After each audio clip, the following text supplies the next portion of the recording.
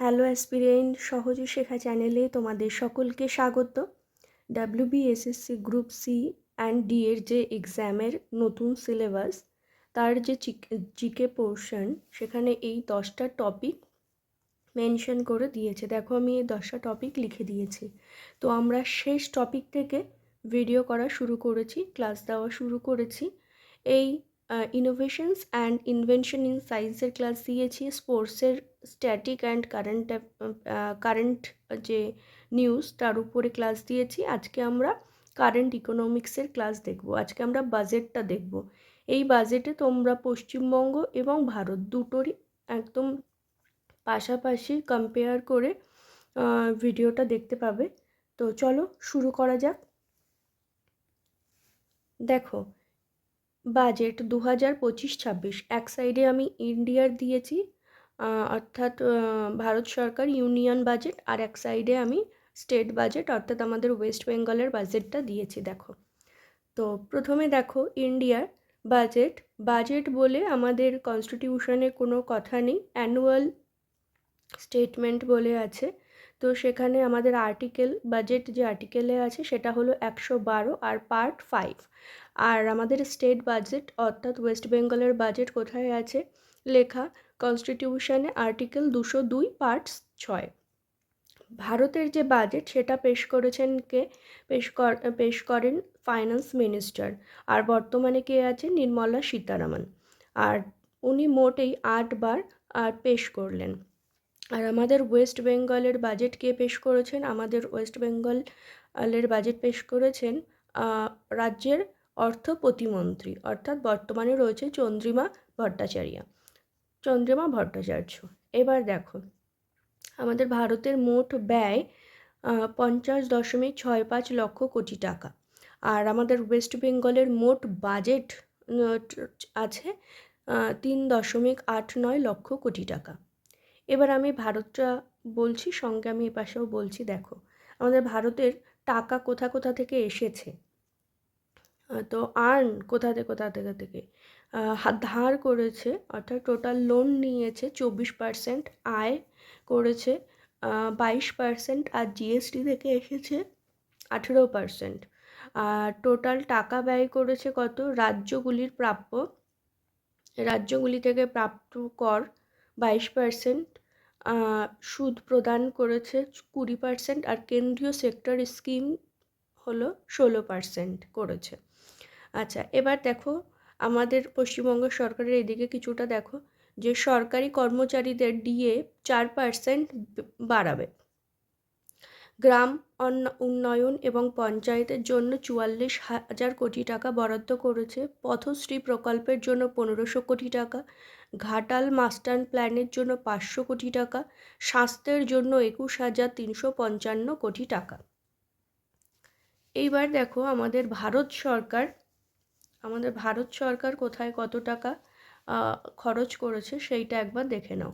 যে আমাদের ভারত সরকার ডিফেন্সে 491 অর্থাৎ 4,91,732 কোটি টাকা খরচ করছে আমাদের ভারত সরকার।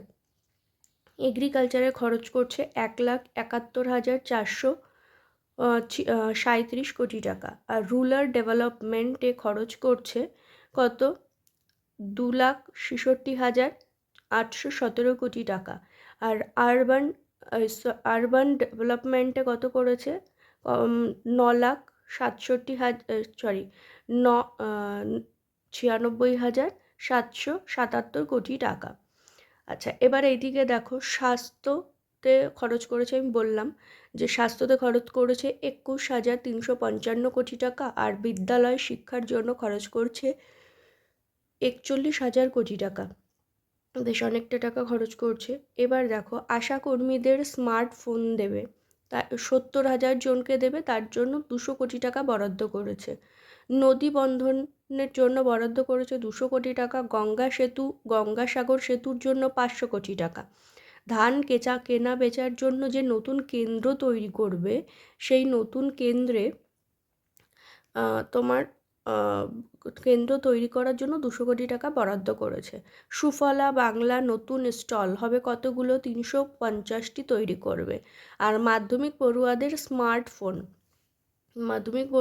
স্মার্টফোন তো স্মার্টফোনের জন্য বরাদ্দ করেছে 900 কোটি টাকা।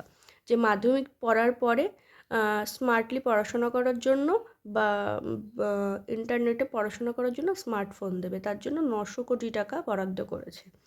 এবার এইটাকে দেখো, হোম অ্যাফেয়ার্সের জন্য খরচ করবে 2,33,211 কোটি টাকা। আর ভারত সরকার এডুকেশনের জন্য কত টাকা খরচ করবে?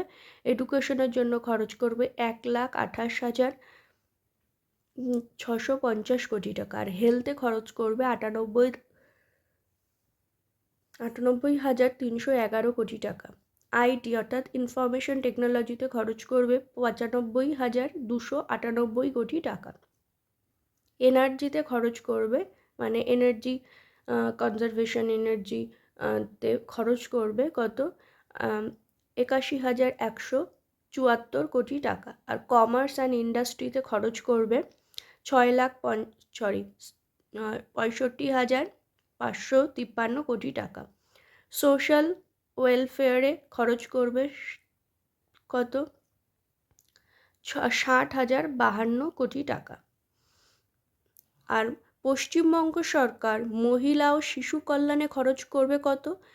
38,762.03 কোটি টাকা।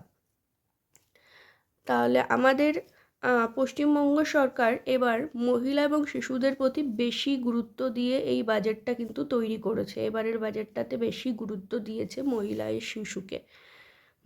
তারপরে দেখো, ভারত সরকার, এই পাশটা কিন্তু আমি ভারতের লিখেছি, পুরো ভারতের যে ইউনিয়ন বাজেট, আর এপাশে আমি স্টেট বাজেট লিখেছি, আর একবার বলে দিলাম ভিডিওর মধ্যেই। দেখো, কমার্স অ্যান্ড ইন্ডাস্ট্রি বললাম, সোশ্যাল ওয়েলফেয়ারে খরচ করবে বলেছি 60,052 কোটি টাকা। সায়েন্টিফিক ডিপার্টমেন্টের জন্য খরচ করবে কত? 55,679 কোটি টাকা।